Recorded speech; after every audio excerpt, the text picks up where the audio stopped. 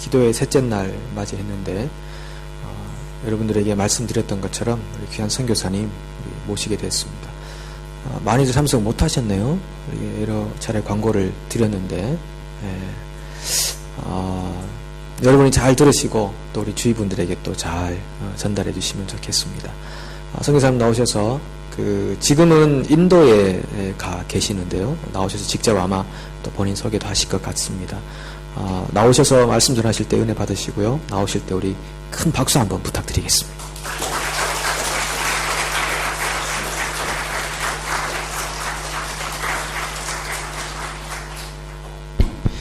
네, 감사합니다. 소개받은 원정학 목사입니다.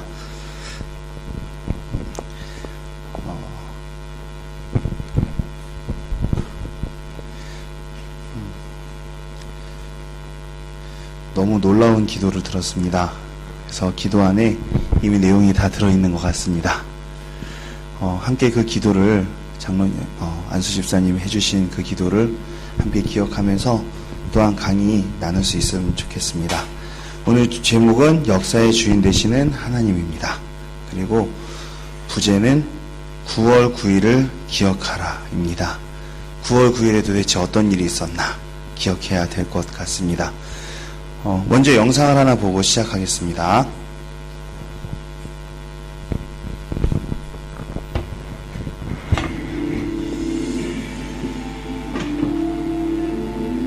Each year, Open Doors assembles the World Watch List to focus the world's attention on places where religious freedom is limited, where persecution occurs. The list includes the 50 most oppressive places in the world for Christians to live. The purpose is to enable followers of Jesus around the world to unite in prayer, advocacy, assistance, and encouragement for suffering believers. Let me tell you about the top 10 countries on the World Watch List for 2010. Number 10, Uzbekistan. Here it is illegal to tell people about Jesus or import religious material.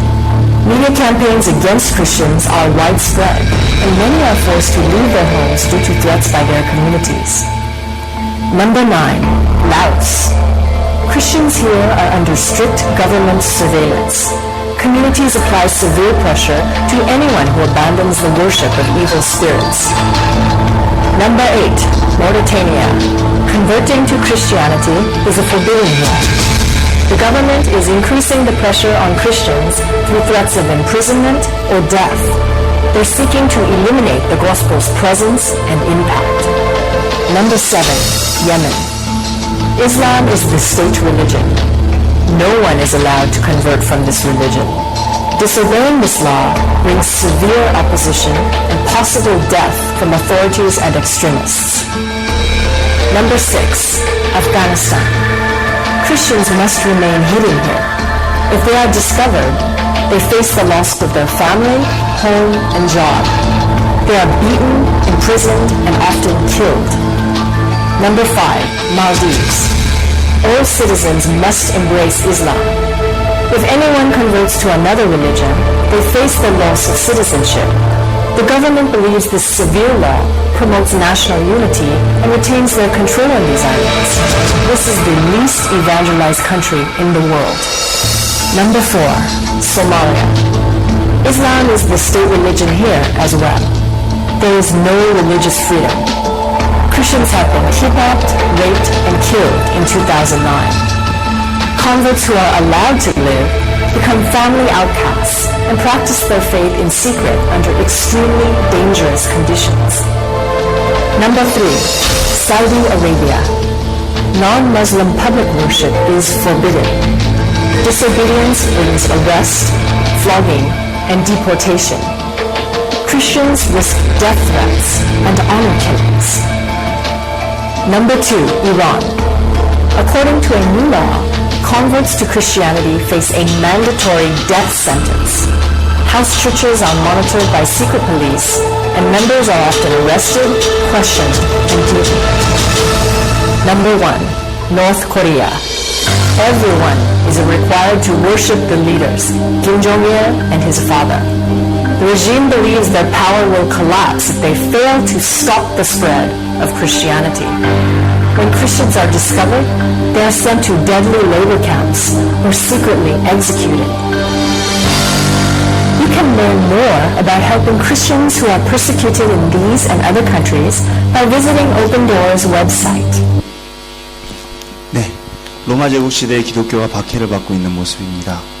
우리가 로마 제국 시대에는 항상 기독교가 200~300년 동안 박해를 받았다고 생각하기 쉽지만 실제로 박해는 간헐적이었습니다. 항상 불법이긴 했지만 특별 단속기간, 네로 때 한 6개월 정도 빡세게, 그리고 또 가다가 한 2년, 3년 그렇게 박해는 때때로 왔어요. 도시에서 박해하면 시골에선 좀 괜찮고 그랬습니다. 제일 긴 게 데키우스 황제 때 10년 박해입니다. 마찬가지로 기독교가 성장할 때 항상 박해는 부흥의 전조로 잠깐 오곤 했습니다. 예를 들어서 히틀러 때에도 기독교가 박해를 한 3년 정도 받았습니다. 우리가 일제 36년이 있었지만 기독교 박해는 1938년부터 45년까지 약 7년 정도에 불과합니다. 하나님께서는 그 백성이 오랫동안 고통당하는 것을 차마 두고 보지 못하시는 것 같습니다. 그런데 북한의 경우는 특별합니다. 북한은 전국에서 도망도 못 가게 공권력에 의해서 꾸준하게 같은 강도로 70년 고난을 당하고 있는 것입니다. 이러한 박해는 기독교 교회 역사상 있어 본 적도 없고 정말 유니크한 경우예요. 어떻게 하나님께서 자기 백성을 이렇게까지 버리실 수가 있는가? 북한엔 그래서 약 40만의 지하교회 성도들이 있습니다. 그리고 그 중에서 3만에서 4만 정도의 사람들은 아우슈비츠보다도 더 끔찍한 정치범 수용소에 갇혀 있습니다. 그런데 우리가 궁금한 건 왜 하나님께서 동방의 예루살렘이고 1907년에 평양에 대부흥이 맺던 그 땅을 이렇게까지 오랫동안 고통 중에 두시는가? 이것을 한번 탐구해 보아야 될 것 같습니다. 그 이유는 9월 9일에 일어난 일들 때문입니다. 1998년도 9월 9일에 김정일이 정권을 잡았습니다. 김일성 죽고 충분히 망할 수 있는 나라였는데 98년도에 9월 9일에 김정일이 결국 정권을 잡았어요. 박해는 계속되었습니다. 그러나 그 이전에 이런 일이 있었습니다. 1958년도 9월 9일에 북한의 모든 교회가 공식적으로 폐쇄됩니다. 공산주의 사회를 지향하는 우리는 개신교 및 천주교, 교회 집사 이상 모든 종교 지도자들을 사형에 처했다.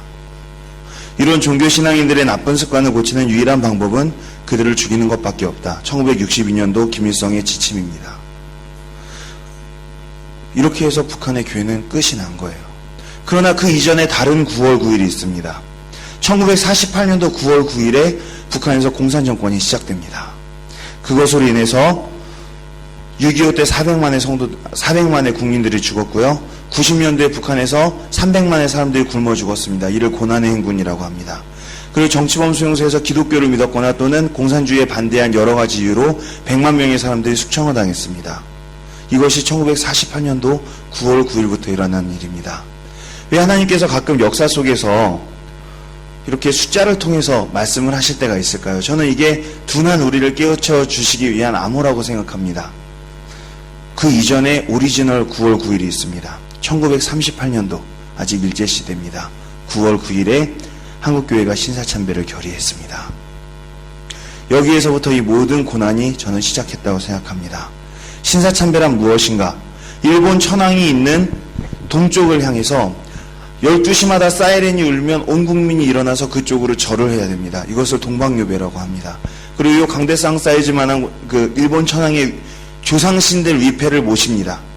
그래서 그것을 교회, 학교, 교실, 온갖 건물의 코너들마다 둡니다. 지나갈 때 그걸 볼 때마다 절을 해야 하고 박수를 쳐야 돼요.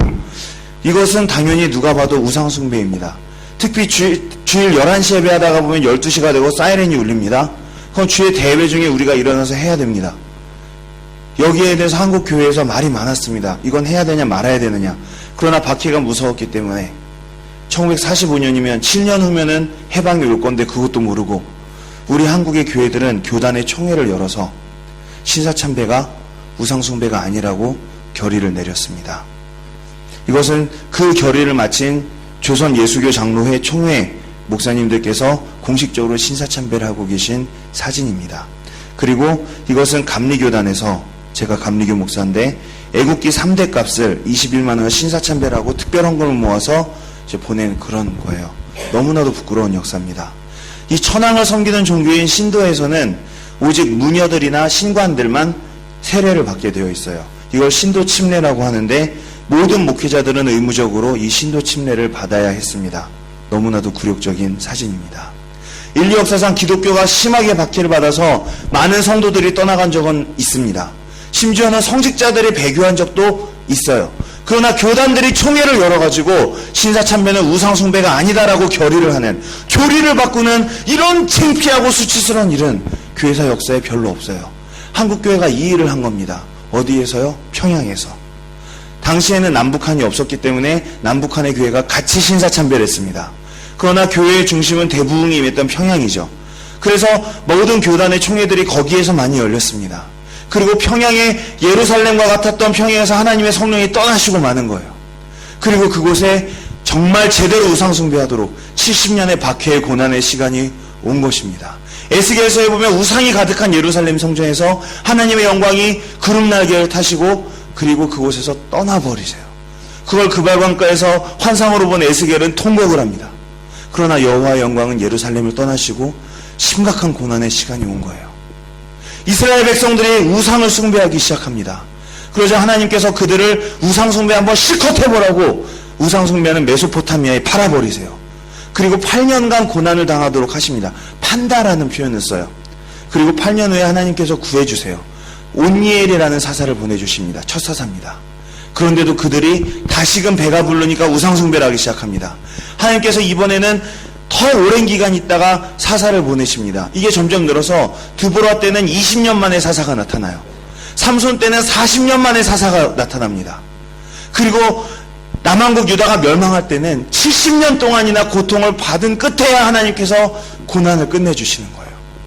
그래서 우리가 북한의 교회가 왜 이렇게 박해를 받는가라고 할 때는 단순하게 그리스도의 신부들의 거룩한 순교 행전 이렇게 이야기할 수는 없는 거예요.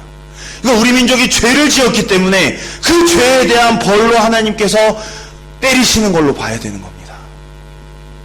그러면 북한 교회만 신사참배하고 남한 교회는 안 했습니까? 남한 교회도 했어요. 일제시대엔 남북이 없었으니까. 그러나 하나님께서 북한 교회가 장자기 때문에 북한을 주로 때리신 거예요.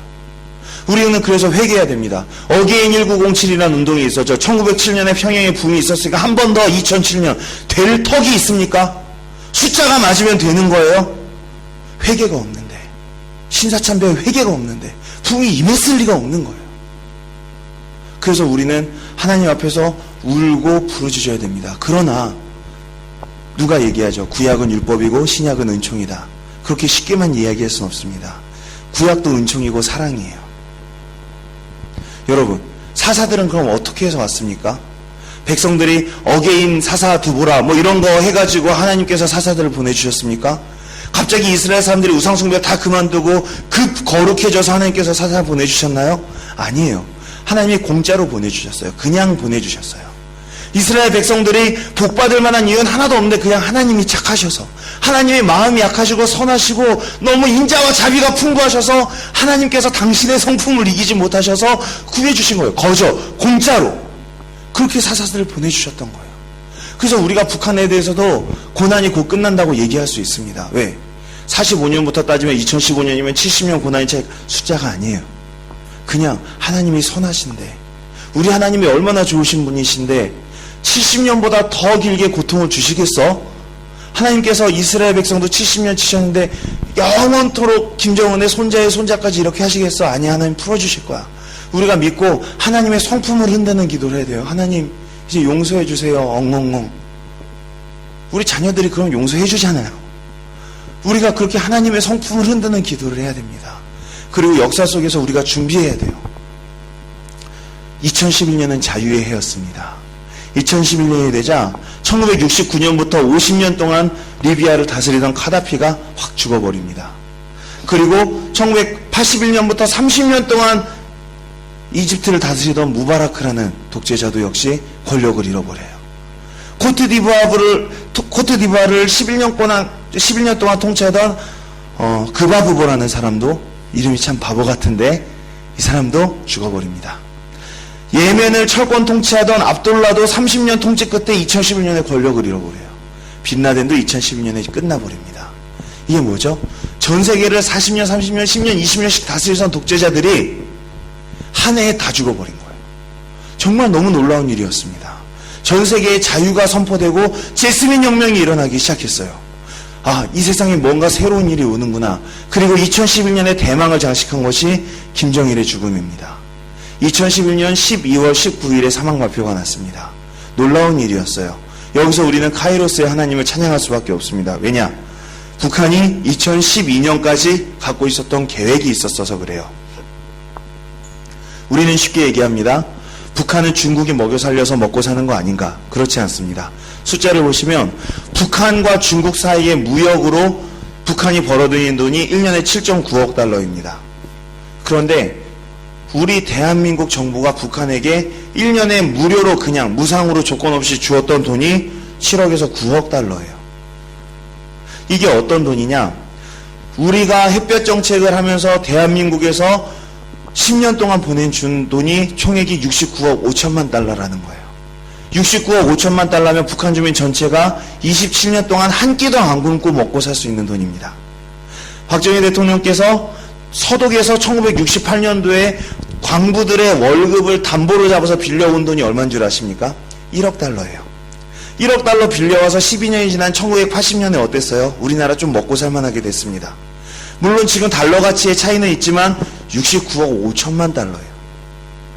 이 돈을 2006년부터 2012년까지 줬으니까 만일에 이 돈을 준 것을 북한이 경공업에 투자했다. 당장 베트남이나 태국 정도의 공업국은 됐을 겁니다. 만일에 이 돈을 가지고 민민들에게 먹였다. 전 국민을 다 비만으로 만들 수 있었을 거예요. 그러나 북한에서는 그 돈을 주민들에게 나누어 주지 않았습니다. 주민들의 불만이 고조되죠. 안 그래도 배고픈데 물가도 올라가는구나. 거기에 대해서 정부는 딱 한마디만 했습니다. 2012년까지만 참으라는 거예요. 왜 2012년이냐? 2012년까지 적화통일 시킬 거니까 그때까지만 참으라는 거예요. 무슨 돈으로? 남한에서 보내주는, 정기적으로 보내주는 저 어마어마한 돈으로. 그럼 왜 2012년이냐? 첫째, 북한은 예수님을 싫어해서 서기력을 쓰지 않고 주체력을 씁니다. 주체력은 주체 1년이 김일성이 태어난 1912년이에요. 그래서 2012년이 되면 주체 100년이 되는 거예요. 그래서 이 2012년에 통일시키겠다고 2001년도부터 얘기를 한 겁니다. 두 번째, 대한민국은 대통령 선거를 5년에 한 번 하고 국회의원 선거를 4년에 한 번 합니다. 그래서 서로 권력을 견제하는 거예요. 그런데 총선과 대선, 국회의원 선거와 대통령 선거를 한 해에 하는 유일한 해가 있어요. 그게 바로 2012년이에요.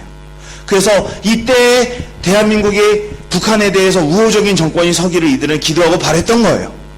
그러면 정확하게 어떤 방법으로 통일을 이뤄내느냐? 여기도 전략이 있었습니다. 미국을 핵타격할 수 있는 능력을 갖게 되면 됩니다. 미국은요, 자기네 나라를 핵으로 쏠 수 있는 나라는 절대 공격하지 않아요.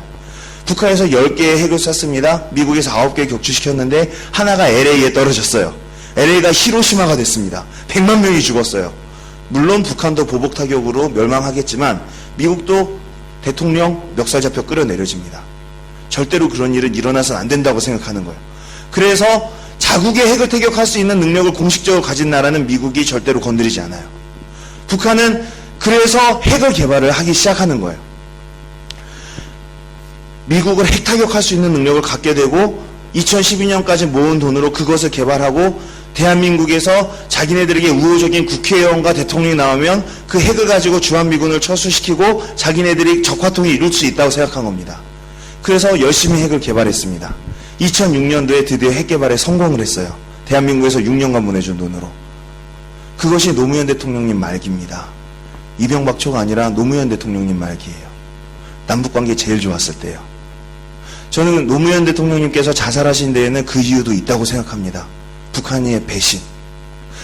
근데 그 다음 수순은 뭐냐면 핵을 미국까지 날리는 능력이에요. 핵 개발하는 것보다 더 어려운 게 핵을 미국까지 날리는 거죠. 두 가지가 있습니다. 하나는 미사일로 날리는 거예요. 근데 미사일이 미국까지 과연 갈 수 있을까요? 생각해보세요. 미사일 사이즈가 요만한데 미사일에 연료가 담기면 얼마나 담길 거며 조종사가 타는 것도 아닌데 쭉 날아가서 과연 미국을 타격할 수 있겠냐는 거예요. 이거를 크루즈 미사일이라 그러는데 거의 미국밖에 못 만드는 겁니다. 그 핵을 쏠 수 있는 두 번째 방법이 있습니다. 좀 더 쉬운 방법인데 로켓을 쏘는 거예요. 퓨. 수직으로 쏩니다. 그럼 지구가 둥그니까 쏘면은 지구는 돌잖아요. 그럼 여기서 다시 수직으로 낙하시켜 버리는 거예요, 핵을. 그러면은 미국을 좀 정확하진 않지만 타격할 수 있어요. 이것을 위해서 로켓을 개발하기 시작하는 거예요. 그런데 여기에 적신호가 걸리기 시작합니다.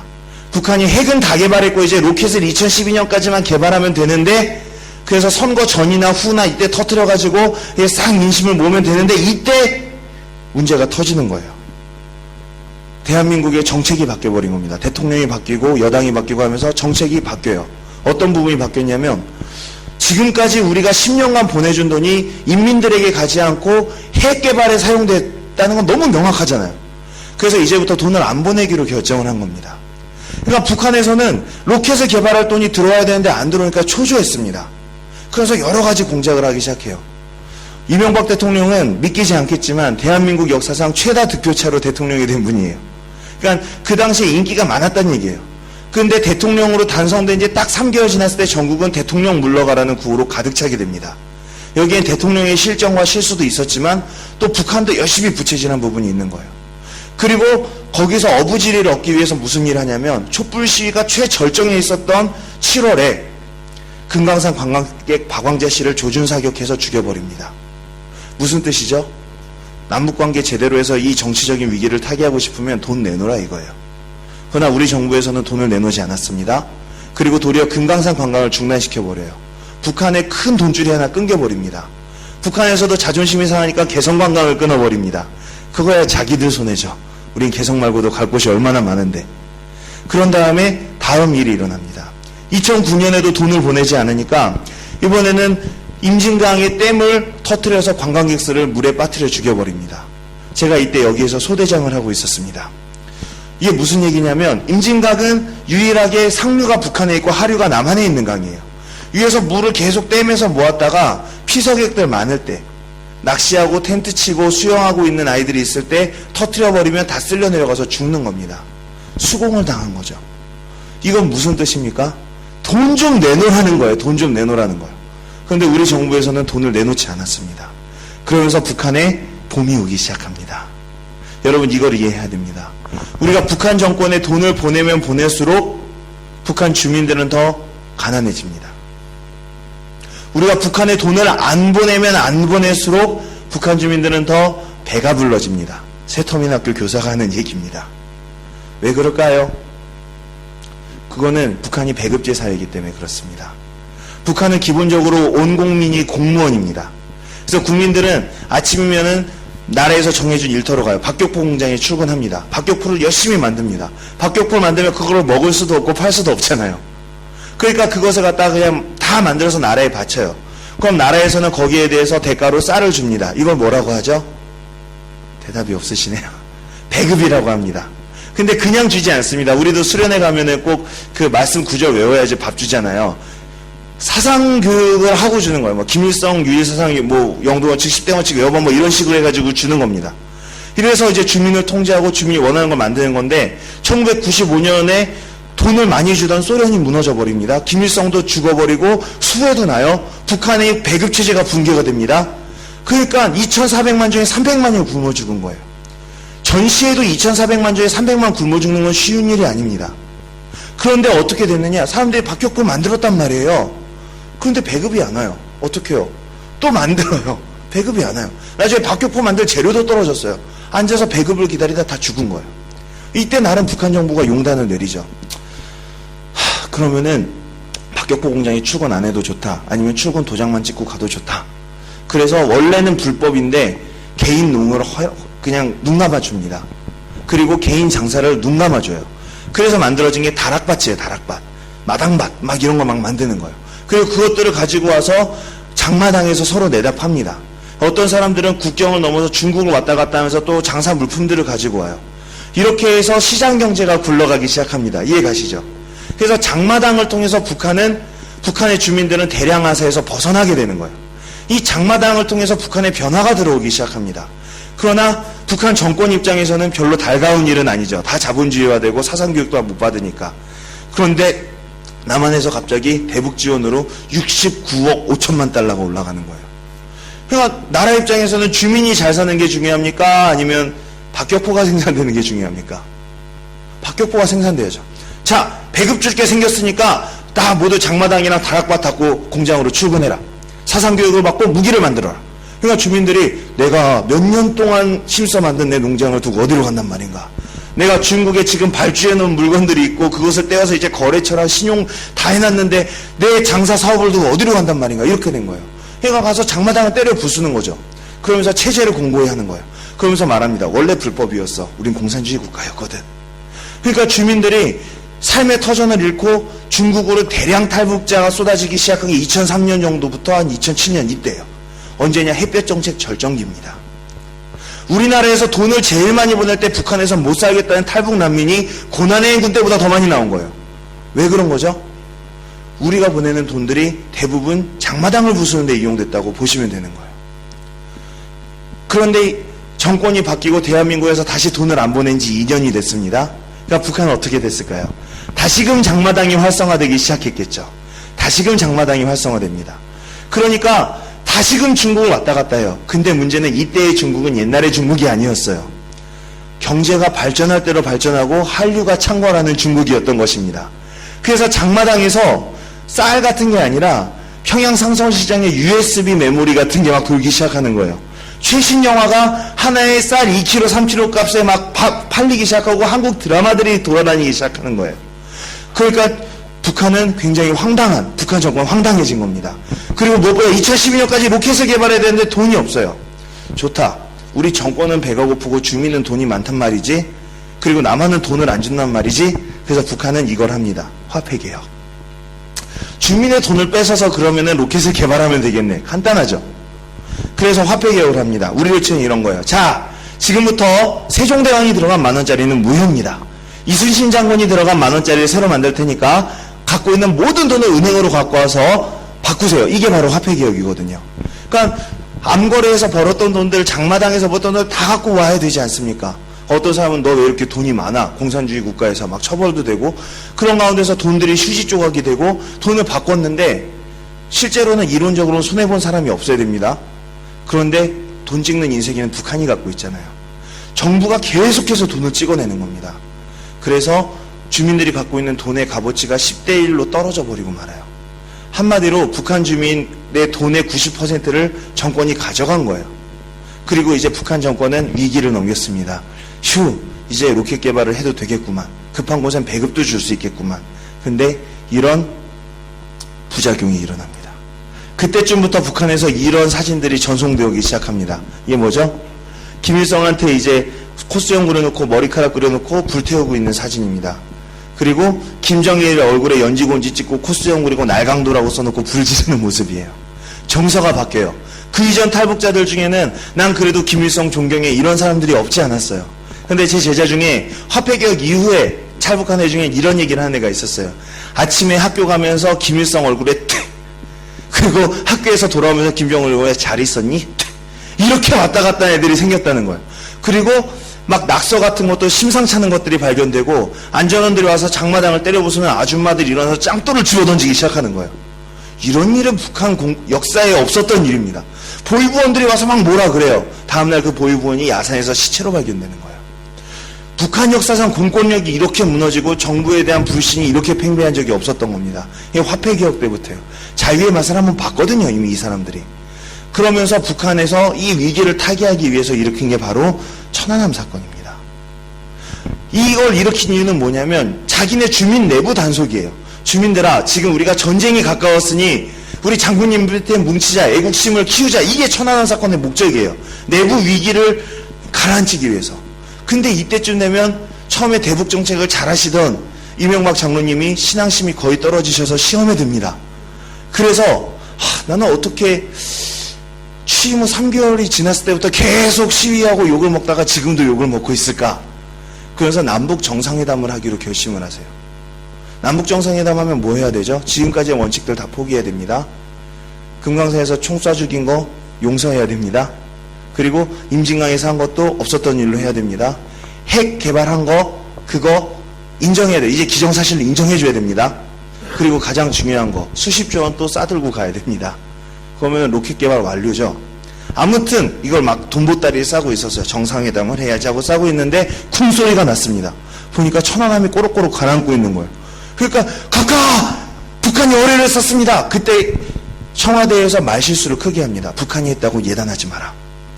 그러니까 국방부에서 아닙니다. 진짜 북한이 썼습니다. 그러니까 대통령이 북한이 했다고 예단하지 마라. 이게 3번의 실언을 하는 거예요. 여기서 천안함 의혹이 나옵니다. 국민들이 반으로 갈라져요. 맞다, 자작극이다, 맞다, 틀리다.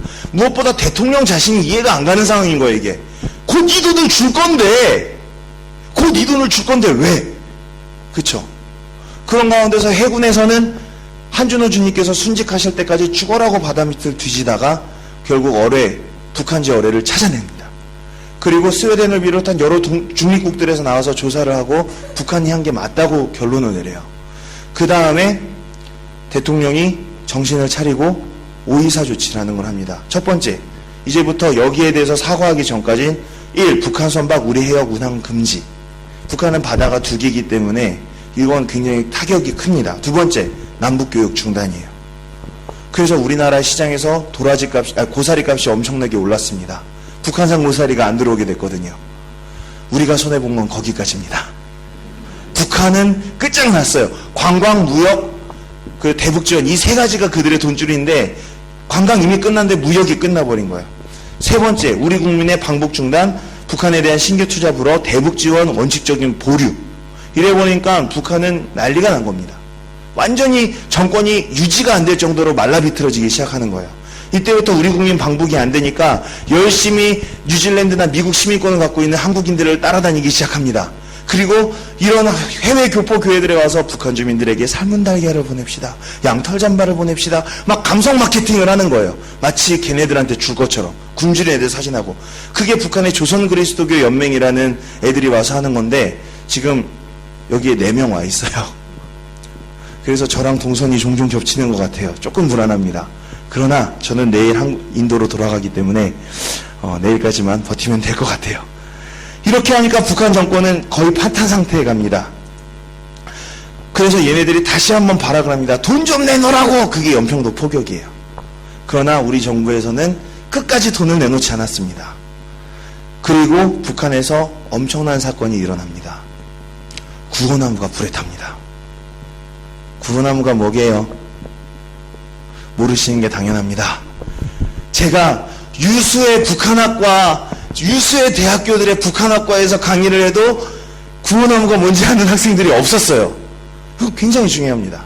옛날에 김일성이 항일 무장 투쟁을 할 때, 안 한 것 같은데 했다고 쳐주고 할 때, 이게 나무꾼이 많이 올라가는 산 위에 올라가서 칼로 이렇게 글씨를 새겼대요. 몇 월 며칠 어디에서 집결할 거, 조선독립 만세 뭐 이런 것들. 그냥 문자 메시지죠.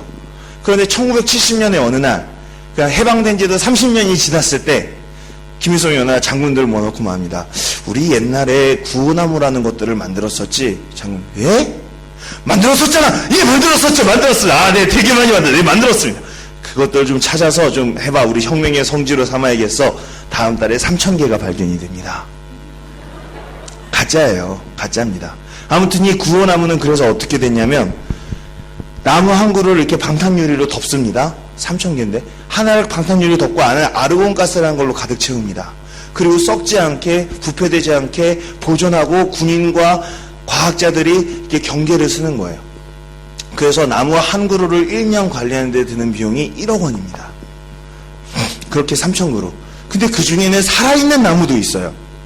어떡합니까? 살아있는 나무는 돔을 씌워야 되겠죠. 그리고 밖에서 수류탄이 던져도 안 깨질 방탄유리여야 되는데 비와 바람과 햇빛은 들어가야 돼요. 그렇게 가려면 또 돔에 나무가 자면 업그레이드를 해줘야 됩니다. 얼마나 이게 돈이 많이 듭니까? 그래서 이것은 혁명의 성지예요. 그래서 북한 사람들은 수학여행 가는 걸 그다지 좋아하지 않아요. 수학여행이다. 어떻게 하면 빠질 수 있을까? 내 자녀를 뺄 것인가? 왜 즐거운 수학여행을? 자, 북한식으로 수학여행을 가보도록 하겠습니다. 먼저 완전구장을 쌉니다. 그리고 텐트를 쌉니다. 그리고 이게 목총을 메고 전교생이 행군하는 거예요. 백두산까지. 그러면 천리행군을 하면서 텐트에서 자면서 가면서 곳곳에 있는 구호나무들을 참배합니다. 그리고 그 백두산에 가서 김정일이 태어났다는 뭐 그 집에서 이제 또 막 한마디로 메카 성지 순례예요. 그리고 그곳에 구호나무들이 있는 거예요. 구호나무는 북한 정권의 상징이에요. 그래서 한 번은 산불이 났습니다. 산불이 나서 민간군이 올라가서 막 불을 끄는데 구호나무 쪽으로 오는 불을 어떻게 할 수가 없는 거예요. 북한 주민 10몇 명이 구호나무를 끌어안고 타 죽었어요. 이걸 북한에서 구호나무 영웅이라 그래요. 이 구호나무가 2010년 12월 30일에 북한 주민들의 손에 의해서 3차례에 걸친 처절한 시도 끝에 30그루가 완전 전소돼 버립니다. 저는 이 신문 기사를 확인했을 때 쪽기사 났거든요. 쪽기사. 안 난 신문사가 더 많아요. 눈을 이제 믿을 수가 없었어요. 그래서 제 제자들한테 물어봤습니다. 야, 이거 엄청난 사건인 거 맞지? 그치? 그러니까 에? 딱 보더니 그런 거. 조국아 기뻐하라 백두산 정렬봉에 광명성이 나셨다 하면서 우리가 사도신경 외우듯이 구호나무에 써있는 글귀를 다 외워요. 이게 탔다면 이거 북한은 망할 때까지 갔다는 겁니다. 그런데 우리나라에서는 이게 중요한 걸 사람들이 몰라서 그냥 무슨 도라루방이 하나 무너진 것처럼 생각을 했는지 신문에도 안 내고 텔레비에도 거의 안 나온 거예요. 어마어마한 사건이에요, 이거는. 그렇게 해서 북한의 정권이 민심과 완전히 갈라졌음을 확인된 게 2010년 12월 30일이에요. 그리고 나서 2011년 12월 19일에 김정일이 죽은 겁니다. 근데 이 12월 19일이 어떤 날인지 아십니까? 이명박 대통령 생신입니다. 생일 선물이 끝내주죠. 그리고 이명박 대통령 결혼기념일이기도 합니다. 그리고 올 대선도 12월 19일입니다. 참 놀라운 일이 일어난 거예요. 저는 이때 새터미네들하고 밥을 먹다가 이 소식을 듣고 눈물을 펑펑 흘리면서 무릎을 꿇고 손을 잡고 얼마나 기도했는지 몰라요. 이제 이 민족의 길을 인도하여 주시옵소서. 그럼 지금의 북한은 어떤가? 이게 바로 배급표예요. 북한이 잘 나가던 시절에. 저건 666과 마찬가지로 적이 없으면 먹지도 사지도 팔지도 못합니다. 저걸 꼬챙이에 끼워놓고 쌀을 받아가는 게 배급이죠. 그런데 저 배급제가 얼만큼 붕괴되었는가? 88%의 사람들은 배급을 전혀 받지 못하고 있어요. 그게 현재 북한의 실정이에요. 그럼 이 사람들은 도대체 뭘 먹고 살까? 이게 바로 장마당의 모습입니다. 이거는 그 핸드폰으로 몰래 찍은 거라 원래 사운드가 없는 영상입니다. 지금 중국으로 넘어가 있는 탈북자 수가 약 200만입니다. 약 40만입니다.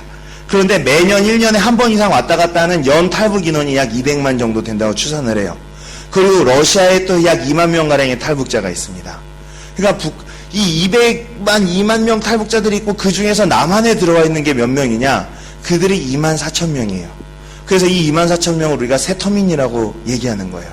그러면 중국을 왔다 갔다 하는 200만 명의 사람들이 중국에 처음엔 특공작전을 하듯이 넘어가죠. 그러나 가서 노가다를 하고 또 여러 가지 일을 해서 돈을 많이 법니다.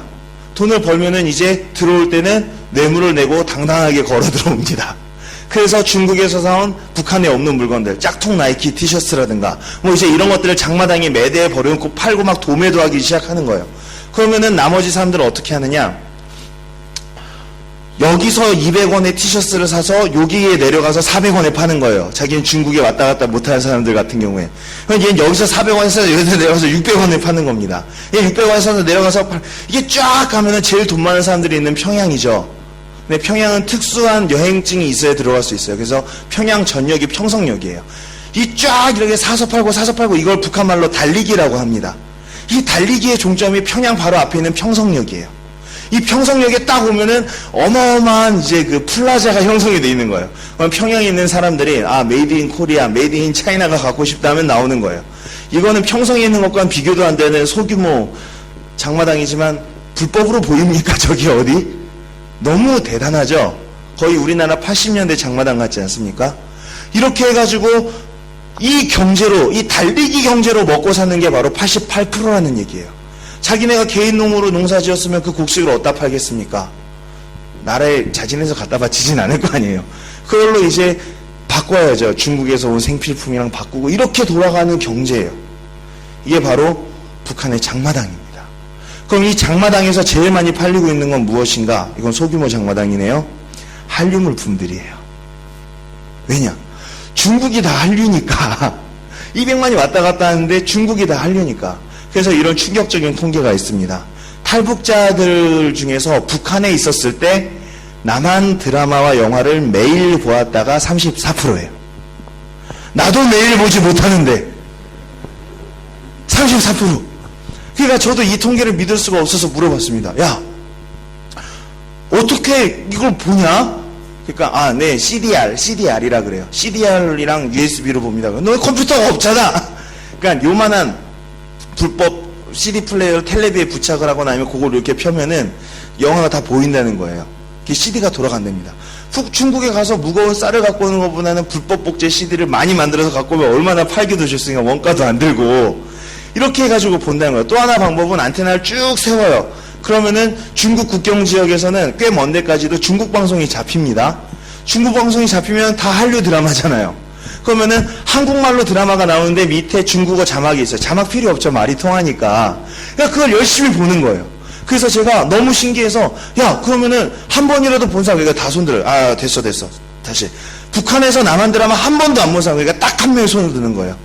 우와. 그러니까 딸들도 다 우와 그래요. 이런 애가 있었나. 그러니까 야, 아무개야, 너 어떻게 한 번도 못 봤니? 그러니까 네, 선생님, 저는 아주 혁명적인 아이였거든요. 딱 이러는 거예요. 공산당 교과서에 나와서 내가 여기 있었구나. 딴 애들도 놀랐습니다. 그러면은 이 북한 사람들의 정서를 생각해 보십시오. 딱 북한 텔레비를 켜요. 위대한 아버지 수령 김정일 동지께서는 오늘도 트랙터 생산 공장을 방문하시어 130%의 생산량 할당을 기록한 영웅적인 노동자들의 노고를 지하하시었다. 막 이러고 있는데 딱 채널 바꾸면 남한 방송에 나와요. 오빠, 여기 기억나? 이상 애간장이 녹는 거예요. 그러면 이제 거의 중독이 되는 겁니다. 비교할 걸 비교해야죠. 세계를 휩쓴 한류인데. 그러니까 이 사람들이 제일 많이 보고 있는 게 뭐냐? 가장 인기 있는 거 가을동화, 천국의 계단, 장군의 아들, 올가미 뭐 이런 거들 보고 있습니다. 그러면 왜 가을동화냐? 얘들은 시크릿 가든과 가을동화 중에 뭐가 먼저 나왔는지 몰라요. 그렇죠? CD로 봤으니까. 그리고 또 재방송으로 봤으니까. 그러니까 얘네들은 그 중에서 그냥 제일 재미있어 보이는 게 이건 거예요. 딱 정서에 맞는 거예요. 그러니까 와가지고 하는 거죠. 남한에서 송혜교는 지금 어떻게 살고 있나요? 그러면은 살아있긴 하신데 많이 늙으셨어. 이게 가을동화가 10몇 년 전 드라마란다. 그럴 리가 없어 이러는 거죠. 그래서 지금 북한에서 제일 인기 있는 건 가을동화, 송혜교 패션 이제 이런 것들이에요. 그러면 이제 송혜교 같이 머리를 하고 송혜교 같이 옷을 입는 겁니다. 그러면은 이것은 북한 정권에 상당한 타격이에요. 남한 말을 쓰게 돼요, 애들이. 그러니까 북한에서 비사회주의 그룹바라는 특별 경찰이 있어요. 그리고 남풍 단속조 뭐 이런 애들이 있어요. 그래서 얘네들이 가서 남한 말을 쓰고 남한식으로 옷을 입는 애들을 잡아가는 거예요. 무서운 애들이죠. 근데 제 제자가 이런 얘기를 해줬습니다. 한 번은 두 커플이 어설픈 서울말로 세련되게 대화를 하면서, 뉴요커 스타일이죠. 그래서 이제 그 데이트를 하고 있었대요. 오빠, 우리 이번 주말에 뭐 할까? 뭐 이렇게 북한 억양을 죽이면서, 그러니까 우리 춘옥이 이번 주말에 대동강에서 보트를 타지 않을래? 뭐 이제 이렇게 근데 걸린 거예요. 그러니까 섬찟한 거죠. 마을 사람들이 다 얼은 거예요. 얘 이제 죽었구나. 근데 그 경찰이 이랬습니다. 야, 너네들 그러면 안 되는 거잖아. 한국말 제일 잘해. 나만 압수한 거 너무 많이 봐가지고 얘네들도 이게 배워버린 거예요. 그래서 체포가 안 되는 거죠. 이렇게까지 북한에는 남한 드라마가 많이 들어갔습니다. 또 하나 고무적인 사실은 휴대폰 쓰는 사람이 100만 명이라는 겁니다. 어떻게 평양에 돈 많은 사람들 그 얘기가 아닙니다. 중국을 1년에 왔다 갔다 하는 게 몇 명이라고요? 200만 명이에요. 그럼 걔네들이 북한으로 들어올 때 핸드폰을 갖고 들어온단 말입니다.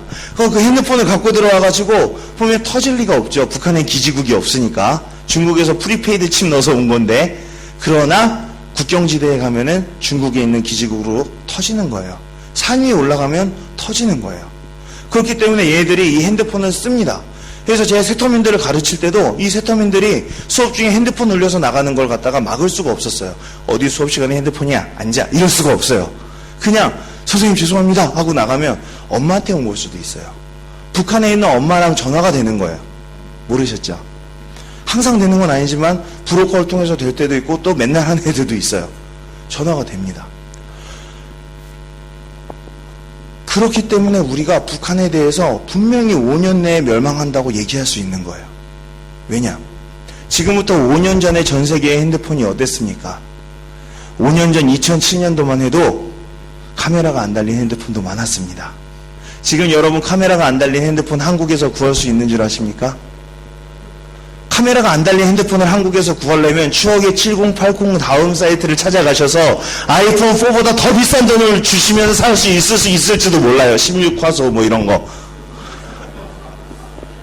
그러면은 한번 생각해 보세요. 지금부터 5년이 더 지납니다.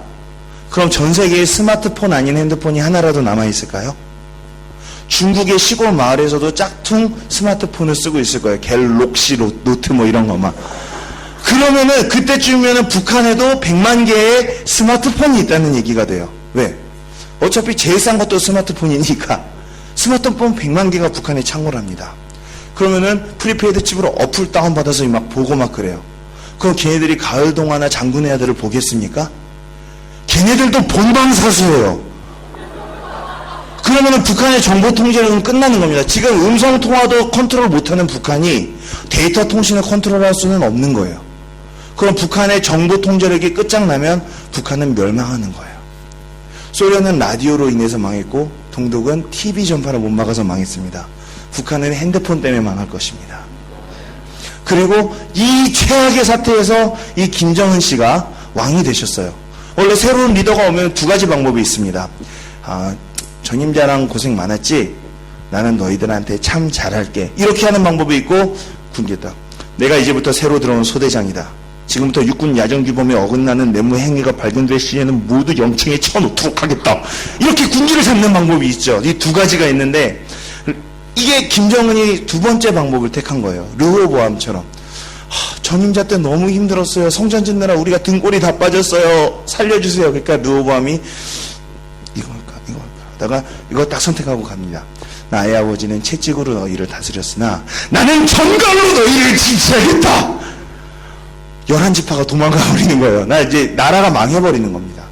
김정은이 그랬어요. 처음 딱 통치를 시작하고 첫 번째 명령이 뭐였는지 아십니까? 탈북자는 3족을 멸하겠다 그랬어요. 3족을 멸한다는 건 외가친과 본가를 다 죽여버리겠다는 거예요. 그럼 여러분들은 북한 원래 탈북자 3족을 멸하지 않나요? 아닙니다.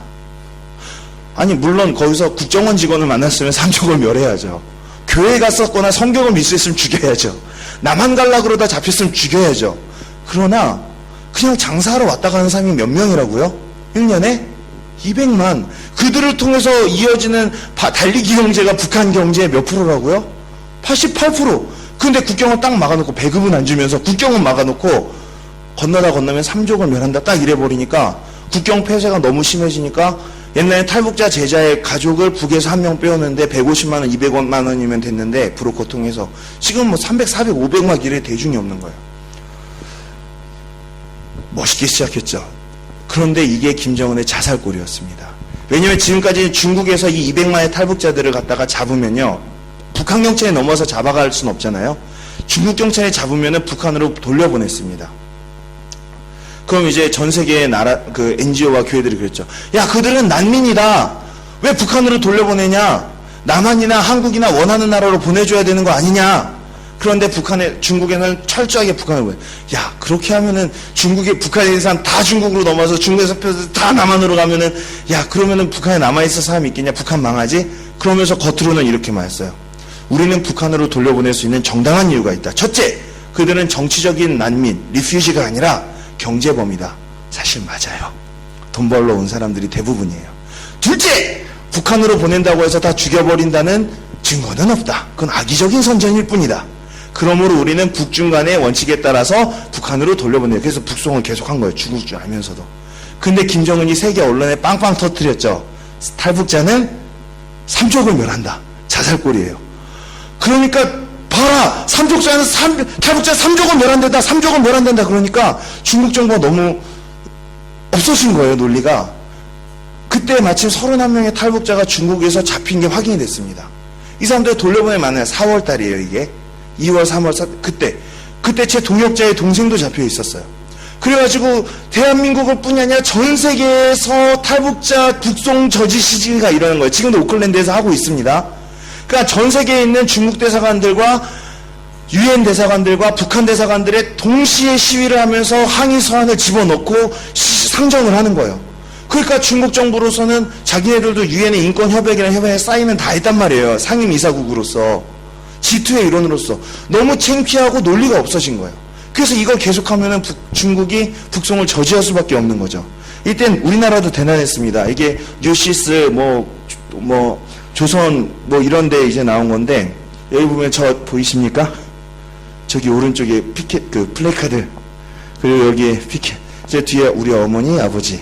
그리고 여기 박선영 의원이 11일간 탈북자 북송 저지, 현직 의원이 11일 단식하다 쓰러졌어요. 그때 제가 뒤에 있었습니다. 어떡하지 하면서 그 뒤에 있는 여자가 제 여동생입니다. 이때 열심히 하니까 중국 정부가 상당히 압력을 받습니다. 그래서 중국 정부에서 북송에 대해서 굉장히 잠정적으로 포기를 해요. 이렇게 하는 거예요. 먼저 우리나라 대통령 만났습니다. 그래서 탈북자에 대해서 인도적인 처우를 약속하겠다고 해요. 그런 일들도 있었고요. 그전에는 200명, 300명씩 매월 북한으로 계속 트럭에 실어서 보내는 것이 확인됐는데 이제는 안 보여요. 북한에서 되게 유명한 탈북자 있으면 몰래 북한으로 보내고 남한에서 되게 항의하는 사람이 있으면 남한으로 몰래 국외 추방 형식으로 보내버리는 거예요. 이렇게 하면서 중국에서 북송에 대해서 미온적으로 갑니다. 이거 잘하면 통일 빨리 올 수 있습니다. 왜냐? 이것이 북한에서 기정사실로 들어가면 어떻게 될까요? 이게 기정사실이 돼버리면. 만일에 중국이 공식적으로 인정하면 어떻게 될까요? 우리는 인도적 차원에서 북송 이제 안 하고 있다. 칭찬받으려고. 어떻게 될까요? 위화도 해군 이후로 그렇게 조선인들이 압록강을 한꺼번에 건너는 일은 다시 볼 수 없을 것입니다. 북한 하루아침에 무너져요. 동독이 그래서 무너진 거예요. 체코슬로바키아 국경개방, 오스트리아 국경개방. 그래서 동독이 하루아침에 무너진 거예요. 그래서 북한은 하루아침에 무너질 수 있는 거예요. 그런데 이 상황에서 이 시위의 절정에서 총선이 시작됐어요. 북한으로서 마지막 갖고 있던 희망이 무엇이냐? 좀 이제 남한에서 북한에 돈을 보내줄 정권이 들어왔으면 좋겠다. 햇볕 정책을 계승할 정권이 들어왔으면 좋겠다. 노골적으로 말해서는 야당이 좀 이겼으면 좋겠다. 이게 북한의 바람이었어요. 그런데 거기에 대해서 희망이 있었습니다. 왜냐면 온 국민이 다 이명박 대통령을 싫어하는 것 같고 야권연대는 투표 전날까지만 해도 무조건 이건 이기는 거였거든요. 그랬는데 4월 11일에 투표하고 개표했는데 여당이 이긴 거예요. 과반이 넘어버린 겁니다. 그러니까 이제 북한에서는 패닉 상태에 빠져버립니다. 그러면서 로켓을 그 전에 발사할까 후에 발사할까 고민을 했는데 이 로켓은 무슨 돈으로 만든 로켓이죠? 화폐개혁. 주민돈으로. 이 로켓을 전에 발사할까 후에 발사할까 이제 고민했는데 시급히 그냥 발사해버리는 거예요. 근데 발사했는데 그게 4월 13일에 하늘에서 뻑 200조각으로 터져버렸습니다. 이제 로켓을 다시 만들기가 매우 힘들어진 거예요. 자, 이게 무슨 얘기냐면요. 원래 이 사람들의 계획은 이거예요. 4월 11일에 야당이 승리합니다. 그 다음에 이 사람들이 그 전이나 그 직후에 로켓 발사에 성공하는 거예요. 그러면은 전 세계의 미국에 대한 핵타격 능력이 인정이 되고 우리나라는 반이명박 정서를 통해서 이미 정권 교체는 기정사실화된 상황이에요. 그때 이제 4월 15일에 김일성의 100주년 생일이에요. 그때 빰빰빰빰 퍼레이드 하면서 김정은이 강성대국 선포하는 거예요. 그러면은 통일된다고 믿은 거예요, 북한은. 그랬는데 4월 11일에 총선에서 졌어요. 그리고 로켓 발사했는데 터졌어요. 이 4월 13일에 제가 목사 안수를 받았습니다. 제가 이제 목사 안수를 받으러 차를 타고 이렇게 정동교회로 막 이렇게 가고 있는데 가는데 라디오에서 북한이 로켓을 쐈습니다. 그런 거예요. 그래서 으악! 그래가지고 터져라 터질지어다 막 계속 기도를 했습니다. 근데 진짜 터졌습니다! 막 이러는 거예요. 그러니까 막 하늘에서 200조각으로 나로같이 그냥 연기된 게 아니라 아예 공중문에 대해서 잔해가 남한에 떨어지고 이래버리니까 북한도 빼도 박도 못하고 실패를 인정을 해버리는 거예요. 그러니까 이때쯤 돼서 제 제자들이 제가 김정은 닮았다고 이게 맨날 이게 막 놀리고 막 친구라고 막 놀리고 그랬었거든요. 막 전도사님이 목사 안수를 받는다고 친구가 축포를 쏴주네요. 막 이런 문자를 막 이런 얘기들 하고 막 그랬단 말이에요. 그러니까 이거보다 좋은 축포는 없지, 내 목사 안수에. 막 그래서 너무나도 기뻐하면서 이렇게 내려왔었던 기억이 납니다. 그러니까 이제 북한에서는 4월 15일이 얼마나 대단한 날입니까? 4월 15일이 강성대국 선포해야 되는데, 이게 선포할 게 하나, 눈물에 100주년 생일을 준비했어요. 그래서 퍼레이드를 했습니다. 근데 그때 전 세계의 과학자들의 눈을 의심케 하는 물체가 나타났어요. 뭐냐면 크루즈 미사일이 나타난 거예요. 핵을 미국에 쏘는데 두 가지 방법이 있다 그랬죠. 하나는 미사일, 이건 거의 불가능한 거예요. 그리고 하나는 로켓. 그 로켓 실패했는데 크루즈 미사일이 딴 하고 바퀴 16개 달린 차에 딱 나오니까 저게 뭐지? 그런 거예요. 어떻게 구구단을 못하면서 인수분해를 할 수가 있지? 어떻게 로켓을 실패하면서 미사일을 개발할 수가 있지? 로켓이 더 쉬운 건데?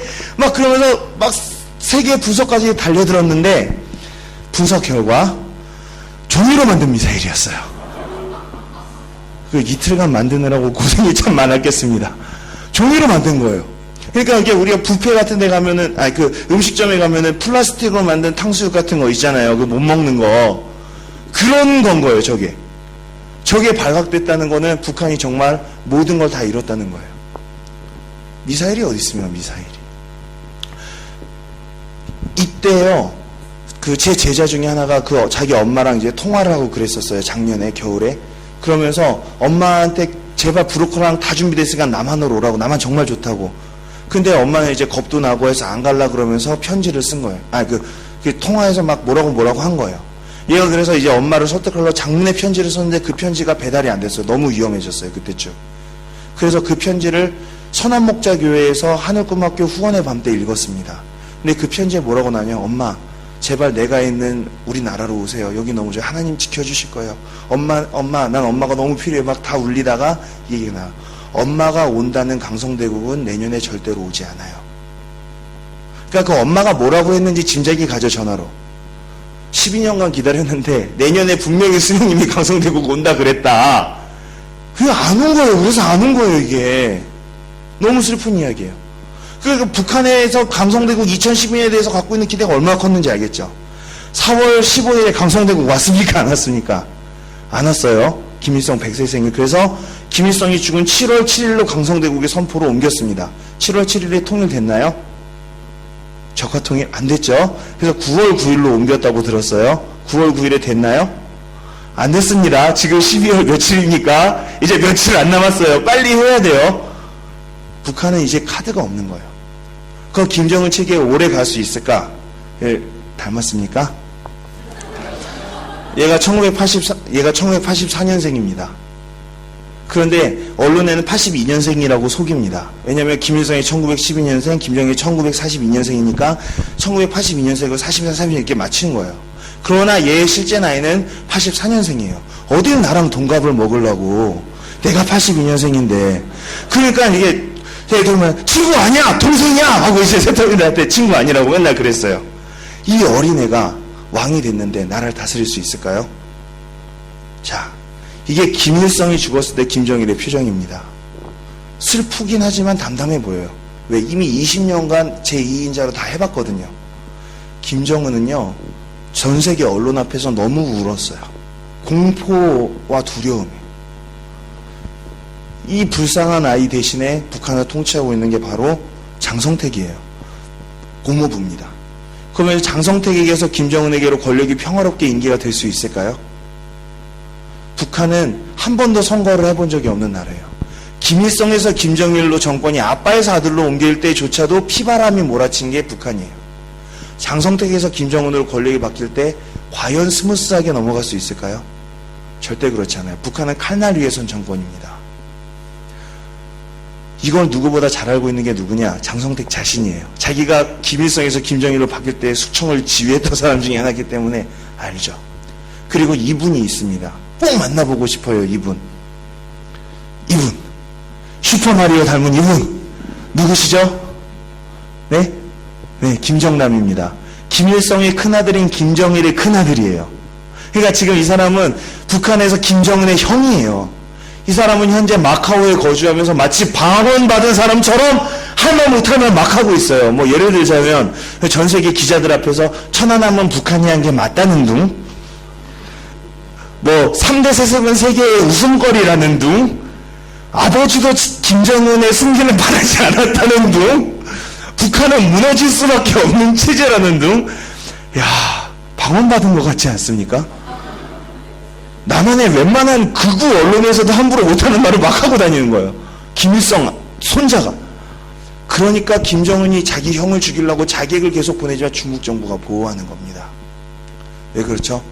자기네가 보기에도 북한은 언제 무너질지도 모르거든요. 얘를 보호해서 다크호스로 혹시 쓸 수 있을까 해서 아껴두고 있는 거예요.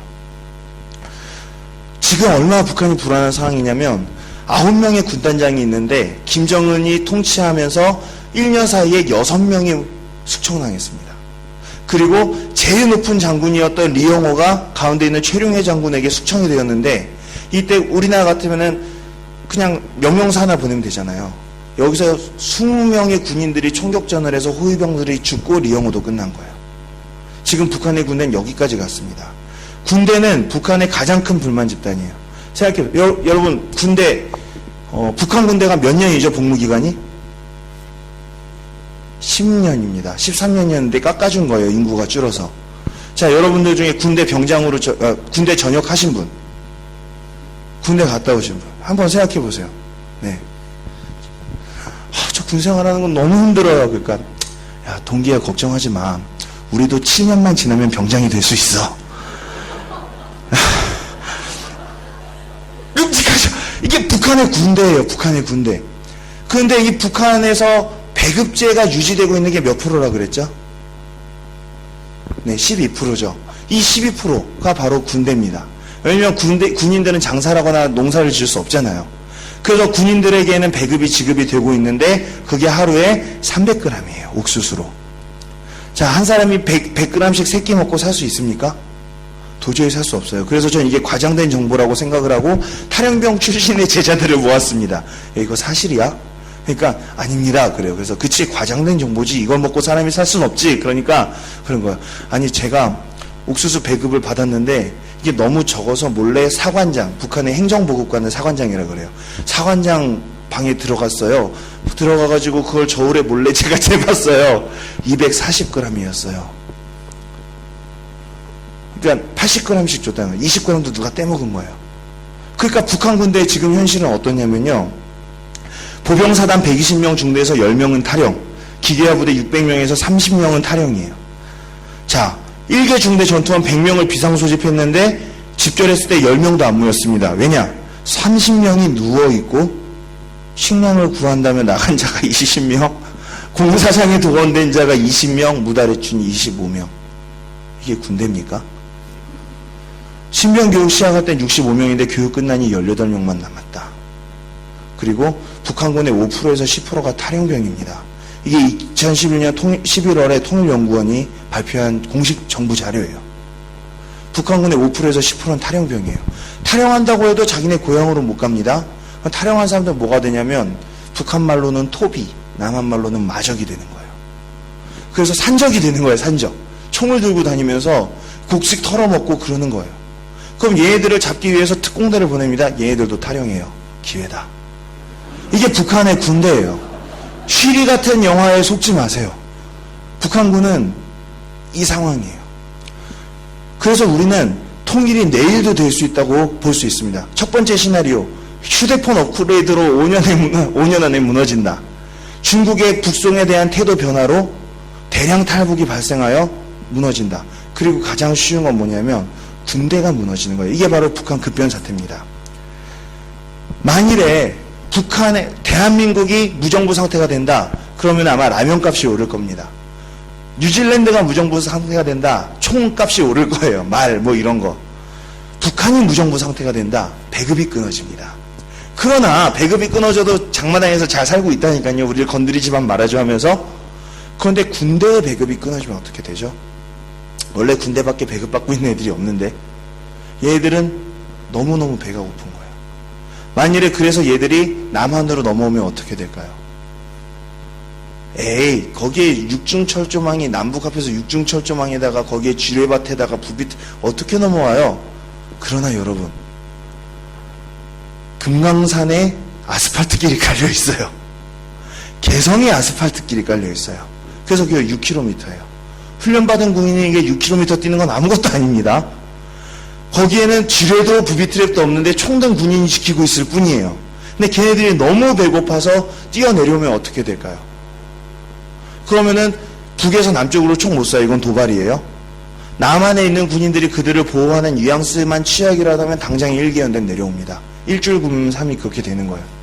그러면은 지금은 평양에 있는 탈북자도 탈북할 때 중국을 통해서 북송의 위기를 거쳐서 탈북을 하는데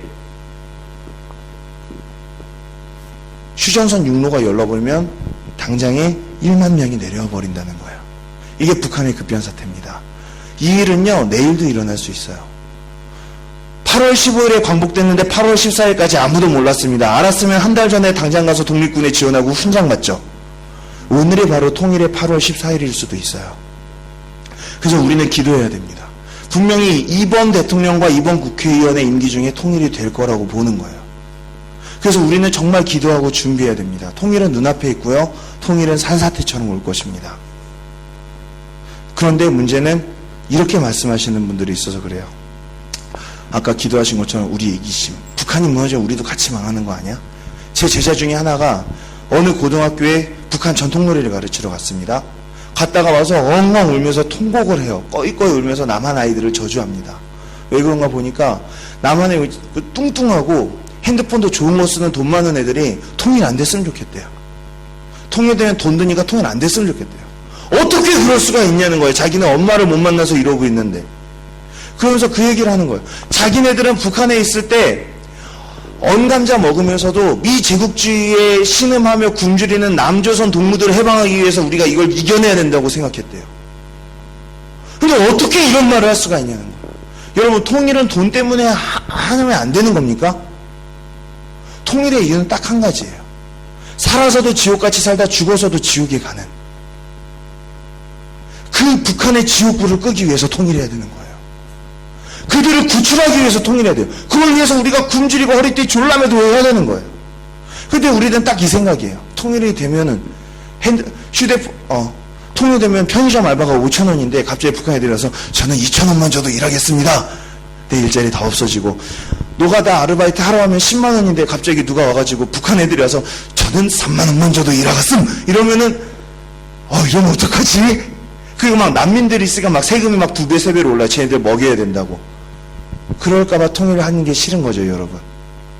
그러나 은도 내 것이요 금도 내 것이라 이는 여호와 하나님의 말씀이니라. 믿음이 없으시네요.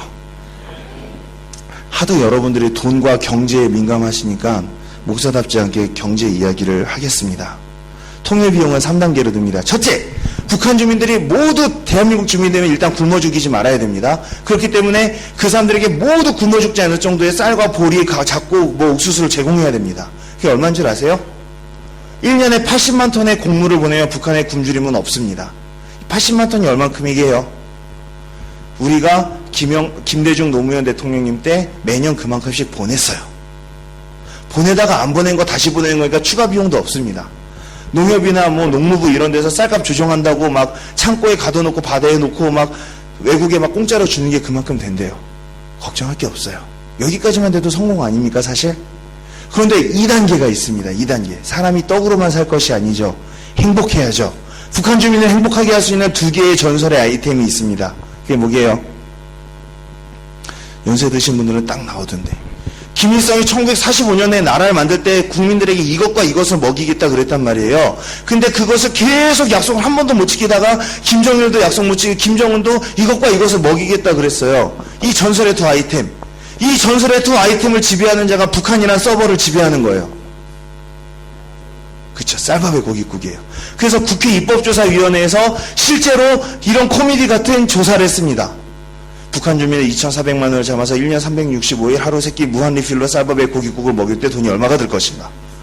대한민국 국가 GDP의 1% 나왔습니다. 1%는 여러분 돈이 아니에요.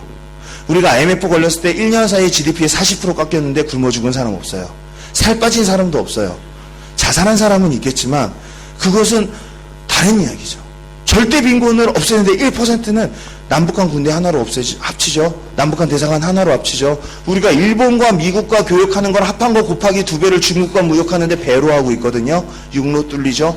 1%는 돈이 아니에요. 근데 문제는 통일비용 3단계 마지막.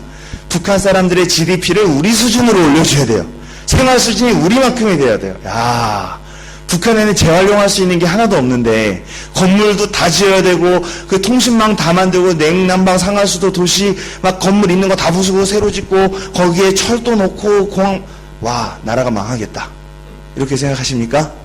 여러분 이거 아셔야 돼요. 대한민국이 미국보다 단위 면적당 공항이 4배가 많다는 거 아세요? 국제공항이? 이 좁은 나라에. 그런데 경상도에 공항을 하나 더 짓자는 분들이 있어요. 10몇 개의 국제공항 중에 흑자 보는 게 2개밖에 없어요. 근데 더 짓대요. 왜요? 실업자가 많으니까. 그냥 공항 짓는 동안 실업자 없어지라고. 4대강도 뚫어야 되고 대운하도 해야 되고 세빛동 성섬도 만들어야 되고 청계천도 해야 되고 세종시도 만들어야 된대요. 왜?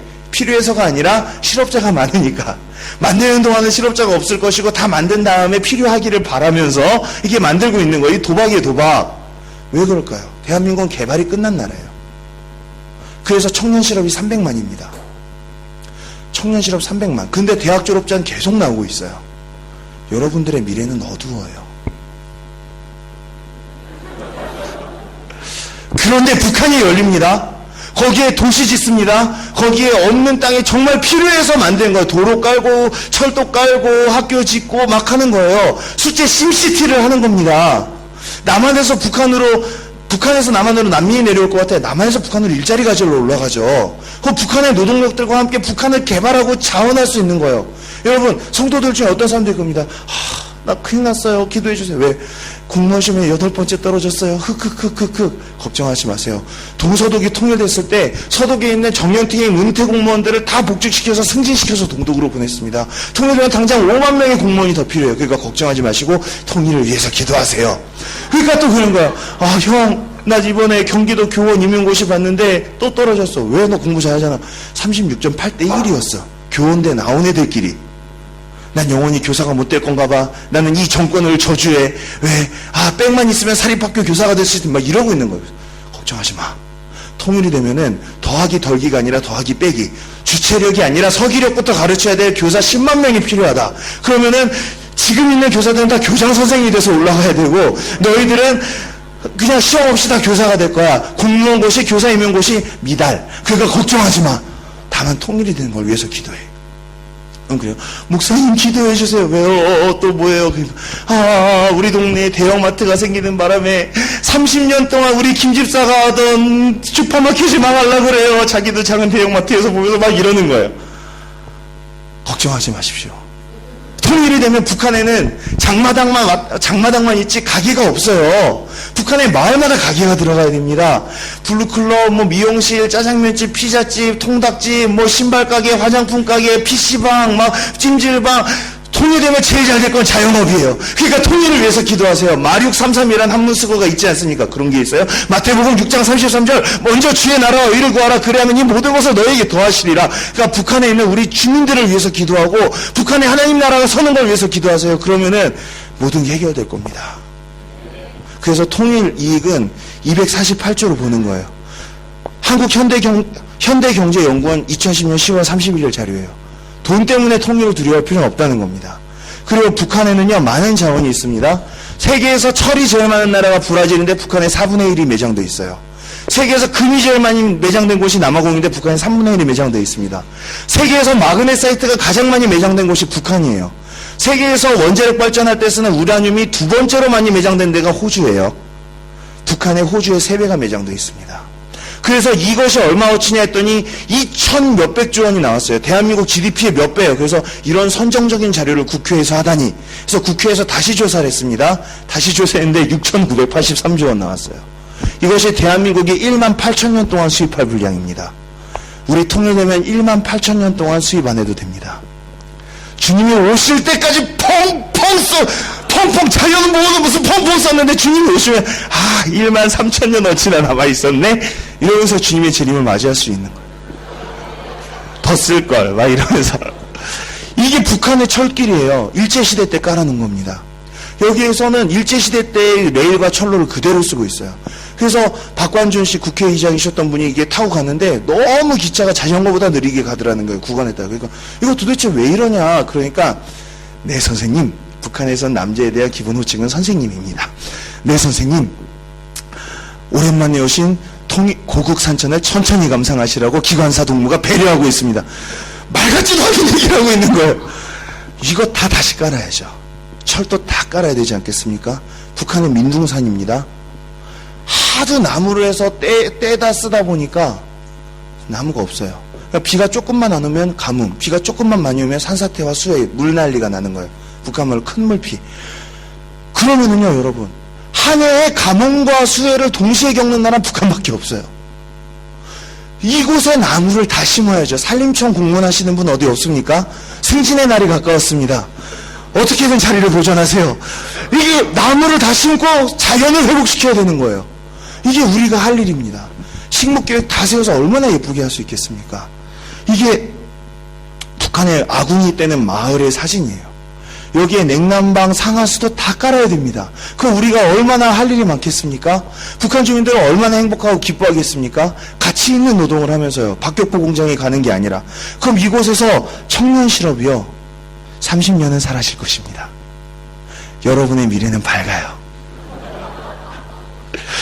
88만 원 세대 워킹 푸어 이런 말에 열광하지 마세요. 특히 젊은 분들, 저와 같은 세대 분들에게 말씀드립니다. 어떤 사람들은 자기네들은 책에 인쇄로 먹고 살면서 이런 어휘들을 만들어가지고 입술에 권세가 있는데 한 세대를 저주해버려요. 그러면서 기득권에 대한 증오를 부추기면서 그것이 정의감인 것처럼 착각하게 만듭니다. 그렇지 않아요, 여러분. 여러분은 88만 원 세대가 아니에요. 여러분들은 공인 제너레이션이에요. 여러분들은 통일의 세대예요. 대륙을 횡단할 세대입니다. 여러분, 통일이 된다는 것은요, 우리나라가 대륙 국가가 된다는 거예요. 1947년도까지 우리나라 서울역에서는 파리행 기차표를 팔았습니다. 그 기차표가 다시 팔린다는 얘기예요. 우리나라 너무나도 좁은 나라이기 때문에요, 패치내 1촌이면 다 알아요. 그러니까 페이스북에다가 나 사장님 때문에 열났짱나 하고 딱 한마디 남기면 이틀 내로 사장님의 귀에 들어가게 되어 있어요. 그러면 이제 사장님이 또 막 못 살고, 이게 자살률이 OECD에서 제일 높은 나라가 되는 거예요. 그런데 통일이 되면요, 가슴 답답한 일이 있으면 페북한테 말하지 않으셔도 돼요. 일단 차를 타고요, 달리다 보면은 이런 데가 나와요. 시베리아 횡단 철도가 왜 하면서 지나가요. 언젠가 저걸 타리라 하면서 막 내 차를 막 밟아요. 막 신의주 넘고 기성 시베리아 넘어서 막 가다 보면은 바다같이 넓은 바이카로스가 나오는 거예요. 거기 한반도만한 호수가 있죠. 거기에서 사장님 너무해요. 그래서 주님, 사장님을 용서할 수 있는 마음을 주세요. 그리고 이제 정신을 차리고 바이카로스 물로 한번 세수한 다음에 다시 차를 타고 달려요. 달리다 보면 이런 데가 나오는 거예요.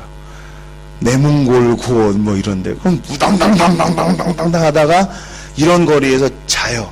창밖에서 이런 산들이 보일 겁니다. 우리가요, 이 사람들하고 이제 비즈니스 하는 거예요. 몽고라든가 중국은 서울에서 부산 출장 가듯이 신의주에서 몽고 출장 가고요. 중국 출장 가고 난리도 아닐 거예요. 경제가 막 부흥할 거예요. 통일 이후에 우리가 살게 될 세상은 너무나도 넓은 광활한 대륙의 세대예요. 그런데 우리에겐 이거보다 더 큰 비전이 있습니다. 무엇이죠?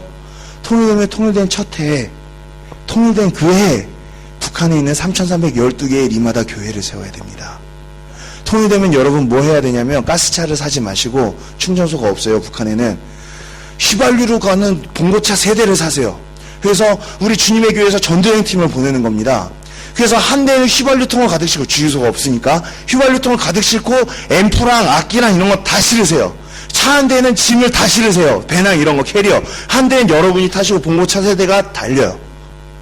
달리면서 내리는 마을마다 가서 해방의 날이 왔다고 선포하면서 전도 집회 여는 거예요.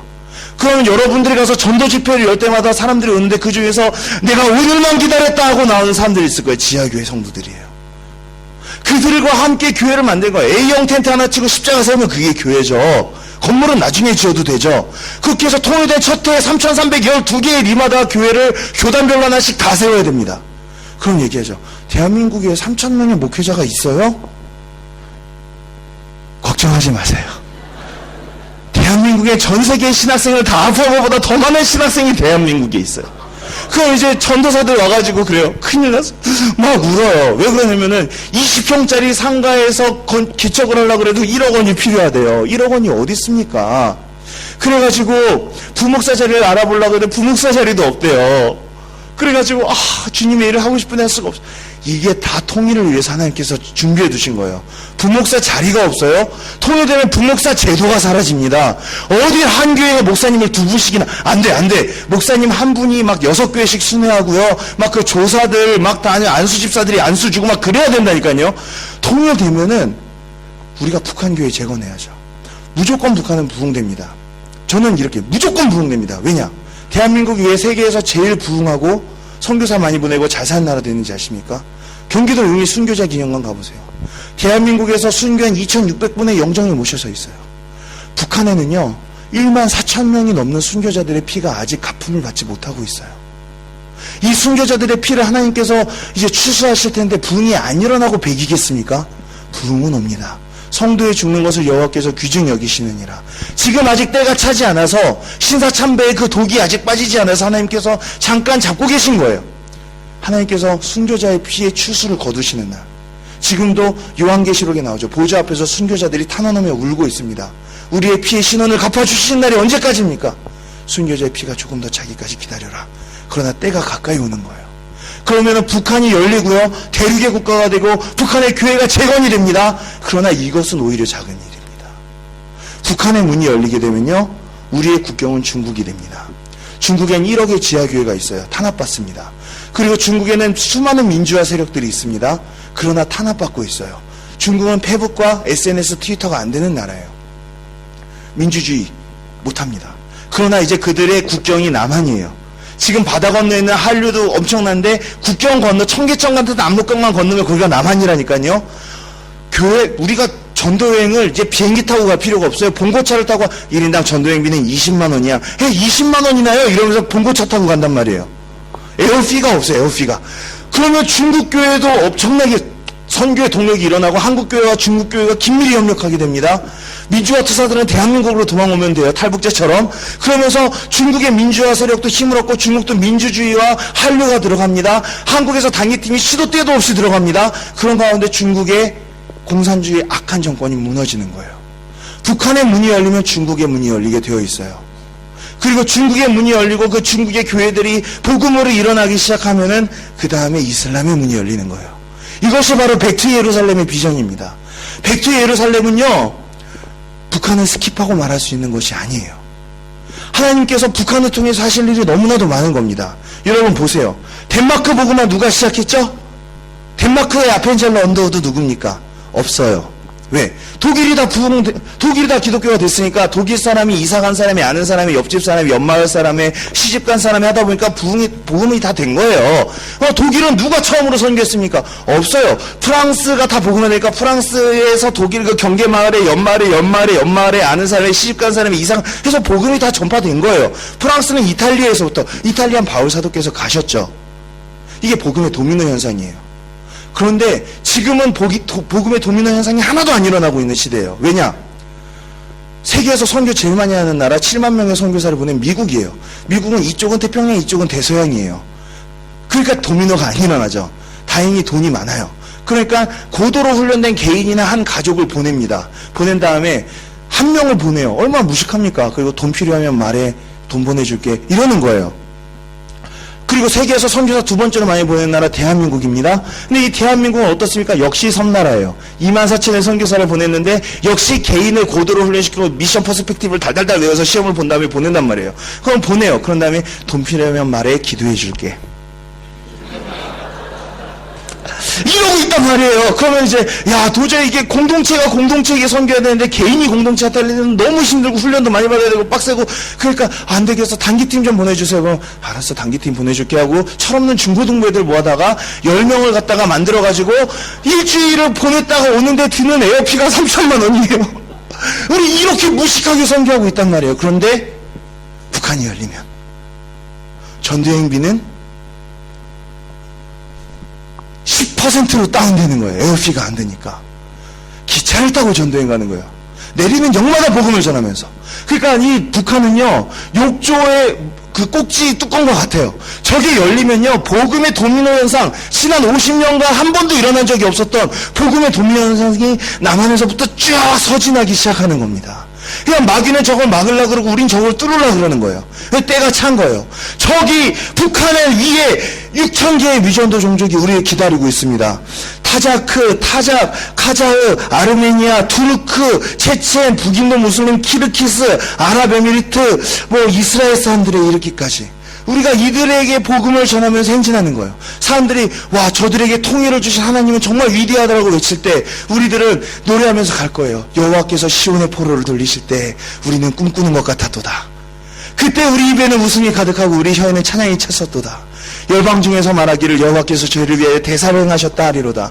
여호와께서 우리를 위하여 대사를 행하셨으니 우리는 기쁘도다. 이게 성전에 올라가는 노래고, 예루살렘 성전에 올라가는 노래. 그러면서 여호와께서 우리를 위하여 대사를 행하셨으니 우리를 기쁘도다. 여호와여, 저희의 포로를 남방 시내들 같이 돌리소서. 북한의 포로를 남방 시내들 같이 돌리소서. 눈물을 흘리며 씨를 뿌리는 자는 기쁨으로 거두리로다. 울며 씨를 뿌리러 나가는 자는 정령 기쁨으로 그 단을 거두어 드리리로다. 노래를 하면서 내리는 영마다 복음을 전하면서 우리가 여기까지 가야죠. 여기까지 가야죠. 저는 통일이 되면 첫 3년 동안은요, 교민 여러분, 선교사님들, 한인 목회자들 반 이상은 북한으로 들어오셔서 첫 3년간 북한교회 재건해 주셔야 됩니다. 아직 거기가 옥토이고 백지일 때 빨리 들어가서 재건해 주셔야 돼요. 통일대회 첫 3년 동안은 저도 인도 사역 때려치고 다시 북한으로 들어갈 겁니다. 그래서 열심히 사역을 해요. 3년이 지나면 약속된 부흥이 올 겁니다. 그리고 거기는 이미 국내예요. 선교사가 할 게 없어요. 목사님들이 하실 일이 많겠죠. 그럼 전 다시 원래 선교지 인도로 돌아갈 거예요. 기차를 타고. 신의주에서 기차 타고 북경에서 천장열차로 갈아타고 라싸까지 가서 라싸에서 실리구리로 인도로 돌아갈 거예요. 가면서 내리는 역마다 복음을 전하면 노래할 것입니다. 그러니까 여러분들, 제 인생에 유료 할증료는 다시는 없어요. 마일리지도 다 가지셔도 좋습니다. 그러나 여러분들은 뉴질랜드이기 때문에 비행기를 타셔야 될 거예요. 이게 우리에게 주어진 대륙 선교의 비전이에요. 우리가 더 이상 비행기 타고 선교하면 안 됩니다. 이것이 지금 제가 지어낸 얘기가 아니에요. 우리 민족의 역사에 이미 하나님과 드린 약속이에요. 여러분, 대한민국 국회 속기록이라는 거 아십니까? 국회에서 주고받는 말은 절대로 타자를 치거나 녹음을 하게 되어 있지 않습니다. 손으로 적게 되어 있어요. 이것을 국회 속기록이라 그래요. 수십만 페이지에 달하는데 이것이 대한민국 국가의 1급 역사 사료가 됩니다. 이 국회 속기록 제1페이지가 무엇인지 아십니까? 하나님께 드리는 나라와 민족을 위한 기도문이에요. 국회 속기록, 대한민국 국회 속기록 1페이지를 딱 피고 먹물을 딱 찍어서 펜에 올렸을 때 이승만 대통령께서 말씀하세요. 대한민국 독립민주국 제1차 회의를 여기서 열게 된 것을 우리가 하나님에게 감사해야 할 것입니다. 종교사상 무엇을 가지고 있든지 우리가 오늘을 당해가지고 사람의 힘으로만 된 것이라고 자랑할 수 없습니다.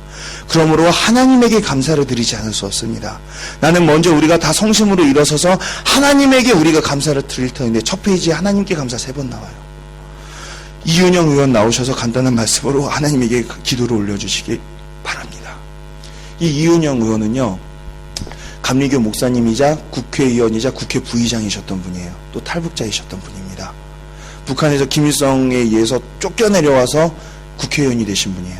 이분이 일어나셔서 기도하십니다. 건국의 아버지 198명의 재헌 국회의원들이 모두 기립하였어요. 그리고 이분이 기도하세요. 오랜 시일 동안 이 민족의 고통의 호소를 들으시사 정의의 칼을 빼서 일제의 폭력을 굽히시사 하나님 이제 세계 만방의 양심을 움직이시고 또한 우리 민족의 염원을 들으심으로 이 기쁜 역사의 환희의 날을 우리에게 오게 하심은 하나님의 섭리가 세계 만방에 정시하신 것으로 저희는 믿나이다.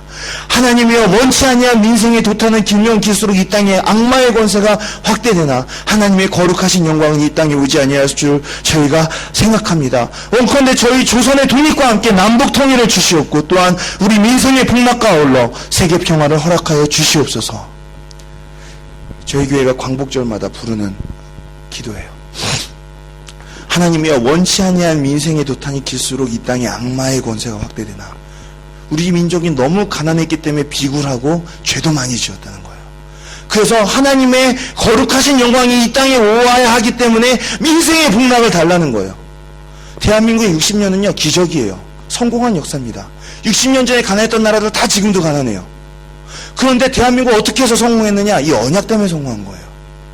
다른 나라들이요, 우리가 열심히 일했다고요, 인도 가보세요. 18시간씩, 10살 먹은 애들이 18시간씩 아동노동합니다. 더 열심히 해요. 그래도 가난해요. 그러나 우리는 언약 가운데서 하나님께서 언약을 지키셨어요. 그러나 이 언약은 조건부입니다. 9월 9일에 우리 어떻게 됐는지 기억하시죠? 언약은 안 지키면 끝장나는 게 언약이에요. 우리 하나님께 언약 맺었어요. 하나님, 우리에게 민생의 복락을 주시옵소서. 그러면 저희가 남북 통일을 하고 세계의 평화를 전하겠나이다. 하나님, 민생의 복락 주셨어요, 안 주셨어요? 주셨어요. 우리 언약 지키셨습니까, 안 지키셨습니까? 지키셨어요. 우리 언약 지켰습니까? 세계 평화를 전하는 나라 됐어요. 세계에서 선교사 2번째로 많이 보내는 나라 됐습니다. 그러나 통일에 대해서는 아직도 두려워하고 있는 거예요. 언약을 이루어야죠. 이 기도는 이렇게 끝납니다. 하나님, 아직까지 남북이 둘러가질린 이 민족의 고통과 수치를 씻어주시고 우리 민족, 우리 동포가 손을 같이 잡고 웃으며 노래 부르는 날이 우리 앞에 속히 오게 해주시길 기도합니다. 역사의 첫걸음을 걷는 오늘 우리의 환희와 우리의 감격에 넘치는 이 민족적 기쁨을 다 하나님께 영광과 감사를 올리나이다. 이 모든 말씀을 주 예수 그리스도의 이름으로 받들어 기도하나이다. 아멘. 대한민국 역사 기록 첫 페이지입니다. 이 기도로 시작된 언약의 국가 대한민국이에요. 그래서 이 언약이 헌법에 반영이 됩니다. 대한민국 헌법 제3조. 대한민국의 영토는 한반도와 그 부속도서로 한다. 무슨 얘기예요? 북한을 해방하겠다는 거예요. 대한민국의 한반도는 다 대한민국의 영토고 북한은 국가가 아니라는 거예요. 북한의 정권이 아니라 북한의 주민이 우리의 통일의 대상이라는 거예요. 그래서 세터민이, 탈북자가 우리나라에 오면 무조건 대한민국 시민권을 줍니다. 제1교포, 연부형교포 안 줘요. 탈북자 무조건 줍니다. 왜? 헌법 제3조 때문에 그래요. 이들은 대한민국 국민인 거예요. 헌법 제4조. 대한민국은 통일을 지향하며, 돈 드니까 통일 안 했으면 좋겠어. 위헌이에요. 언약 위반이고요. 자유민주적 기본질서에 입각한 연방제통일위원이에요. 평화적 통일정책을 수립하고 북진통일위원입니다. 이를 추진한다. 이것을 아예 정한 거예요. 언약이에요. 그래서 반대한민국 세력들은 이 헌법 3조와 4조를 버리자고 계속 개헌 논의를 하는 거예요. 연방제 통일하자고. 그러나 이것은 언약이에요. 국가의 스피릿이에요. 아이덴티티고요. 그리고 이 언약이 한 가지 더 반영되는 게 국회의사당을 만들 때 반영이 돼요. 우리가 국회의사당을 텔레비에서 보면은 결석률이 되게 높아 보입니다. 사실 그렇지 않아요. 왜냐하면 국회의원의 수는 그 당시 200명이었고 현재 300명입니다. 그런데 국회에는 500석이 넘게 의자를 만들어 놨어요. 왜 그럴까요? 북한석입니다. 처음부터 통일이 됐을 때 쓰기 위해서 대한민국 국회의사당을 500석으로 만든 거예요. 근데 올해 2012년에 처음으로 이 북한석이 한 석 찼습니다. 탈북자야 조명철 의원이 국회의원으로 당선되어서 북한석을 채운 거예요. 지금은 엘리야의 때처럼 주의 말씀이 성취되고 주의 종 모세의 때와 같이 언약이 회복되는 때입니다. 그렇게 해서 우리가 이 시대를 살고 있는 것입니다. 이분의 얼굴을 기억하시기 바랍니다. 이은영 목사님입니다. 에스겔서에 보면요, 하나님의 영광이 떠났죠. 그러나 하나님께서 긍휼히 여기시고 때가 다 찾아 하나님의 영광을 다시 예루살렘으로 돌려보내주십니다. 제3성전의 영광과 환상을 보여주세요. 하나님의 영광이 다시 예루살렘으로 구름날개 사이에서 수랍들의 찬송소리에서 다시 임하는 거예요. 그리고 에스겔서의 맨 마지막 장 마지막 절에는 이렇게 끝납니다. 그 성의 이름을 여호와 샴마라 하리라. 이것은 여호와께서 거기 계시다라는 뜻이에요. 동방의 예루살렘이었던 평양이 우리 민족의 죄로 인하여, 신사참배를 결의했던 죄로 인하여, 7년의 고난을 이기지 못한 죄로 인하여 하나님의 영광이 떠났지만 하나님의 영원하신 거룩하신 영광은 이 땅에 다시 오지 아니할 줄 저희는 믿나이다. 건국기도예요. 하나님의 거룩하신 영광은 이 땅에 다시 오지 아니하실 줄 저희는 믿나이다. 하나님의 영광이 올 것입니다. 평양이 회복될 것이에요.